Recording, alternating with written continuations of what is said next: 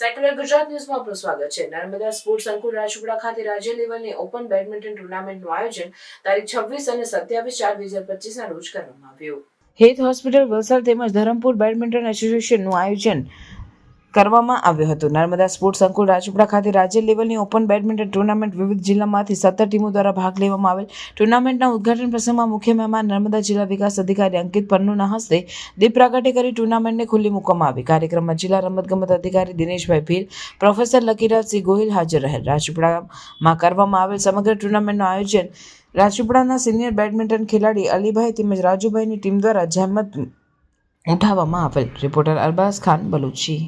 રાજપીપળામાં અહીંયા sports authority of ઇન્ડિયાના સ્પોર્ટ્સ કોમ્પ્લેક્સ ખાતે અમે Dharampur district badminton association, doctor Ankur તેમજ સુરેશ પટેલ, જેઓ નવસારીથી એક સ્ટેટ્સ અને ઇન્ટરનેશનલ કક્ષાનું બેડમિન્ટન કોચિંગ વર્ષોથી પ્રોવાઈડ કરે છે, એમણે એક ઇનિશિયેટિવ લીધું હતું ગયા વર્ષથી 2 વર્ષથી, કે જેમાં જેટલાક સીડેડ પ્લેયર્સ રમી ચૂક્યા છે બેડમિન્ટન, તે જેઓ રિટાયર થઈ ચૂક્યા છે તે, અને વેટરન્સ કક્ષામાં એક બેડમિન્ટન ટુર્નામેન્ટ આખા વર્ષમાં રમાતી રહે અને એનું કલ્ચર 40 પછીની કે 35 પછીની ઉંમરના પુરુષોમાં સ્પોર્ટ્સને રિગાર્ડિંગ એમની જે લગાવ છે તે ચાલુ રહે અને એમનું સ્વાસ્થ્ય સારું, એના પર્પઝથી અમે ચાલુ કરેલ છે।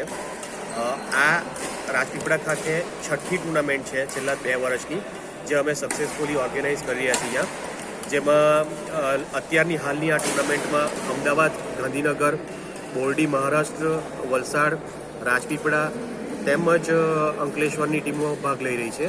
અગાઉની ટુર્નામેન્ટમાં અમે છેક ગાંધીધામ, રાજકોટ અને ઇવન ભાવનગરના ટીમના પ્લેયર્સને પણ જે જૂના વેન્યુઝ હતા એના પર રમાડી ચૂક્યા છીએ।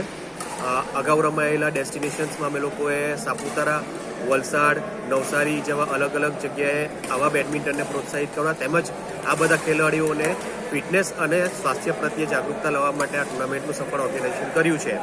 અમે આશા રાખીએ કે આ ટુર્નામેન્ટનો મોટો અમે આગળ જતાં ગુજરાતભરમાં લઈ જઈ શકીએ અને સ્વાસ્થ્ય રિગાર્ડિંગ અને સ્પોર્ટ્સ રિગાર્ડિંગ જે જનરલ પીપલમાં અવેરનેસ અને જાણકારી હોવી જોઈએ તે લાવીને એક સારું કામ કરી શકીએ। Thank you. સમાચારોની અવનવી અપડેટ્સ માટે જોતા રહો સેક્યુલર ગુજરાત ન્યૂઝ। સાથે સેક્યુલર ગુજરાત ન્યૂઝ ચેનલને લાઇક, શેર અને સબસ્ક્રાઇબ કરો અને બેલ આઇકોન દબાવીને સમાચારોની ઝડપી માહિતી મેળવો।